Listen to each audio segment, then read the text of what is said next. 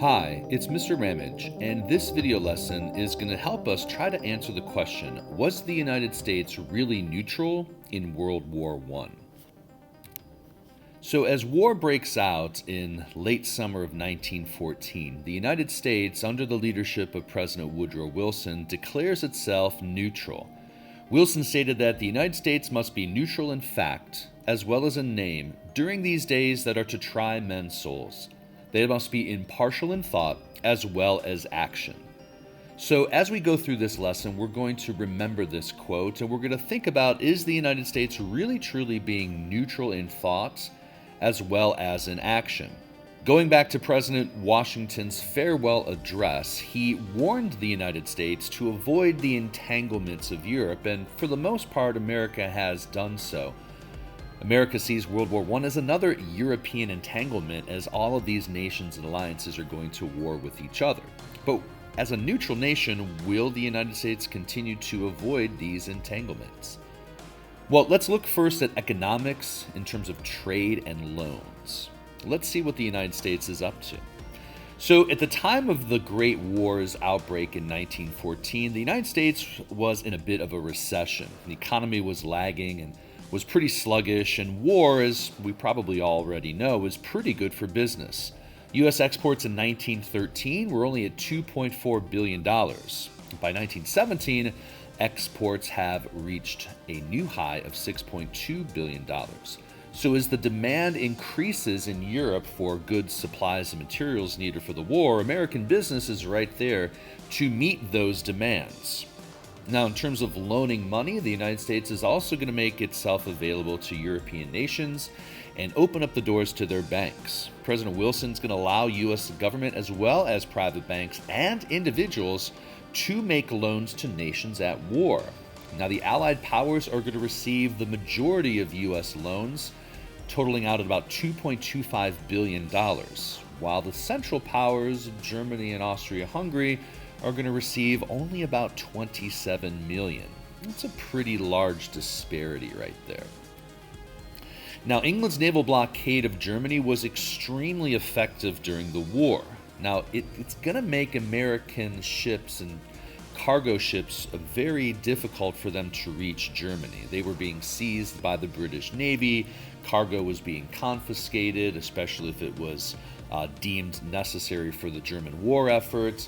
And America was not exactly happy. This blockade kind of gives us an excuse to not be providing Central Power nations with supplies, materials, and loans. So the blockade is effective, and in return, we essentially triple our trade to Allied nations, while our trade to Germany from the pre-war time period drops by about 90%. So the United States has an investment in this war already. We are loaning money to Great Britain, for example, which is then going to, buy U.S. goods with this borrowed money. So we're loaning money to the British, who are then turning around using those loans to buy and purchase American goods. Well, they also have to repay those loans with interest. So it's like the United States is getting paid twice if you look at it that way. So it's in our best interest to make sure that the country that we're loaning the most money to makes it out of this war on the victorious side, so America can get its investments back. Now let's turn to freedom of the seas and the British blockade, which we just previously mentioned, versus the German use of submarine warfare. Freedom of the seas was one of Wilson's biggest issues with the war. As a neutral nation, Wilson believed that American citizens as well as American business should be free to travel on the seas and not have any type of conflict or issue with any belligerent nations. The British Navy is going to seize and stop American ships and take that contraband cargo. Wilson stated that neutral nations had, quote, freedom of the seas under the international law 1909's Declaration of London, specifically stated and used that phrase, freedom of the seas.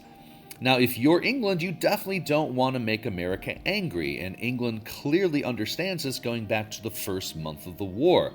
This quote from the British Admiralty states, "Great care is to be taken in the diversion of neutral ships with neutral cargoes, as it is of prime importance to keep the United States of America as a friendly neutral." So there is a difference between a friendly neutral and an unfriendly neutral. The British Admiralty from the very beginning wants to make sure that they keep America neutral and friendly to the British. So they did have to make sure they were careful in terms of seizing American cargo. Germany, on the other hand, has to also be concerned about the role of the United States. Now, Germany is going to utilize unrestricted submarine warfare beginning February 4th, 1915. This submarine warfare is going to be created around Ireland and Great Britain. Now, this is obviously something that is going to lead the United States down the road to war. Wilson's response to Germany's use of unrestricted submarine warfare stated that, quote, "The Imperial German government to consider before action is taken the critical situation in respect of the relation between this country and Germany which might arise were the German naval forces, in carrying out the policy, to destroy any merchant vessel of the United States or cause the death of American citizens." So Wilson sees where this is going if the Germans do utilize this unrestricted submarine warfare, and is essentially warning Germany that if you do indeed sink our ships and take American lives, you might want to consider what those repercussions will be for the relationship between our two countries. So what's happening on the seas is going to be vitally important to the role America plays in the war. We have the British blockade, which is preventing us from trading to Central Power nations, but the British are going to, make sure that they are very careful with how they treat the United States.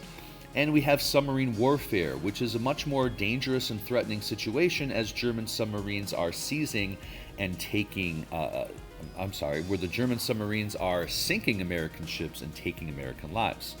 America is much more likely to ignore the violation of the freedom of the seas by the British because it's not costing them ships and it's not costing them lives. On the other hand, America is less likely to ignore the violation of the freedom of the seas by the Germans because of the risks and the fatalities that are taking place.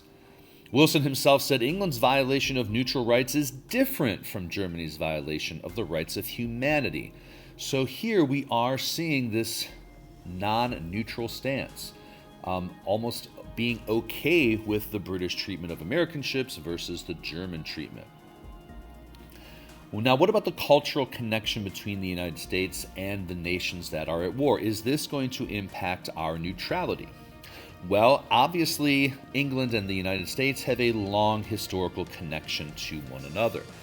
We were 13 colonies of England, and despite the fact that we had a Revolutionary War and a War of 1812 and some other conflicts along the way, for the most part, we've had a pretty positive, healthy relationship. We share a common language, we share a common culture, we share a common Protestant religion. For the most part, America can culturally and socially identify with England, and that makes being sympathetic to their cause a lot easier.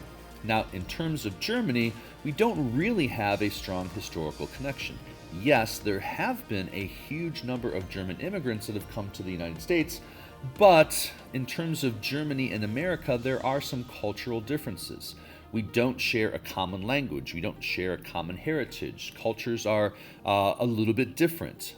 There is a sense of separation between the two countries and the two cultures. So in terms of culture, culture matters. Now, there is a strong immigrant presence in the United States of German people, but again, America also has a history of not really liking immigrants and embracing them into the quote-unquote American culture.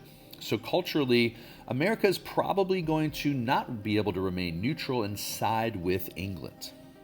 What about the information that's coming out from the war? How is that impacting how Americans are feeling? Well, early on in the war, the British are going to sever the transatlantic cables that are going to connect Europe to the United States and the flow of information. Information is vital, and the British are going to control that information during the course of the war. And that is going to be a huge reason for how people in the United States view what's happening in Europe, because the British control the information. One thing that we can look at in terms of the information coming out of England and if it's trustworthy or not would be what's called the Bryce Report. After the German invasion of Belgium, the British government launched an investigation into these reported atrocities that took place in Belgium, and this was led by a member of the House of Lords, Lord Bryce, who was the former ambassador to the United States. And in the report which he published, he found that German soldiers did indeed commit these acts of terror, including the raping of women and young girls, using civilians as, quote, human shields, and cutting off the hands and ears of children in front of their parents. Now, later on, we're going to find out that this is absolutely not true. Now, there were things that happened in Belgium that were not quite right, and obviously bad things are going to happen in terms of war. But all of the stories are going to be, not all the stories, but quite a few of the stories are going to be embellished, and all sorts of information is going to get out to the press and to the rest of the world about the treatment of the Belgians by the Germans, and not all of it is very accurate. A lot of it is blown out of proportion, and some of it is just straight up lies. So the information that's reaching American audiences and American newspaper readers is not true and not accurate. And we begin to see the Germans appearing as these bloodthirsty, savage people, these less than human, and these terrible, horrible people. We see this in magazine articles and propaganda posters that are going to be used in the United States, in political cartoons portraying the Germans as evil and savage people who do terrible things, transforming the German nation into this terrible brute that we're very familiar with. So Americans begin to see the Germans as a dangerous, animalistic, terrible, horrible, bloodthirsty, savage creature. And it's much easier to dislike that. And then, what are we doing to help the people of Europe? So humanitarian aid, let's take a look at that. In 1914, as the war is beginning, the creation of the Commission for Relief in Belgium is formed and created by future President Herbert Hoover, who is going to play a tremendous role in World War I. The Commission for Relief in Belgium is going to ship 11.4 billion pounds of food to over 9.5 million victims of the war in Europe. This is amazing and wonderful, and Americans are supporting the Belgians again against the Germans, feeding the starving children of Belgium and providing relief and aid to them. And in 1915, the American Committee for Relief in the Near East is going to send millions of dollars in humanitarian aid to Armenian, Greek, Assyrian, Persian, and other minorities in the Ottoman Empire. So our relief and aid is going to those countries who have been invaded or attacked by the Central Powers. So again, we can see that the United States tends to lean towards those nations who are in conflict with the Central Powers. And then also in America, we have what's called the Preparedness Movement. And this is a movement by Americans who believe that the Americans should take a much more active hands-on role in this war. I don't know if that means that we're neutral or not, but Americans began preparing for war by creating and setting up programs and camps in order to train future soldiers potentially for an upcoming war with some European power. There were camps in Plattsburgh who would train potential military officers, and this actually came in quite handy when America does declare war. Private organizations supported the movement and donated millions of dollars. Former President Theodore Roosevelt was an outspoken supporter of preparedness and actually wrote 2 books on the issue. From one of those books, Roosevelt said, "This country needs to prepare itself materially against war. Even more, it needs to prepare itself spiritually and morally, so that if war must be accepted as the alternative to dishonor or unrighteousness, it shall be accepted with stern readiness to do any duty and incur any hazard that the times demand." So there is this attitude here that maybe America doesn't want to go to war, but maybe we have to go to war. And if that's the case, well, then we really should be prepared for that. So as we examine all of these topics in this video lesson, we still really don't know the answer to, was the United States really neutral? Obviously, there's a lot of action the U.S. took in terms of its involvement in this war, but that doesn't mean it's neutral. Did we really follow President Wilson's advice, and were we really neutral in thought as in action? I hope you enjoyed this video lesson, and I hope that you learned something. Take care.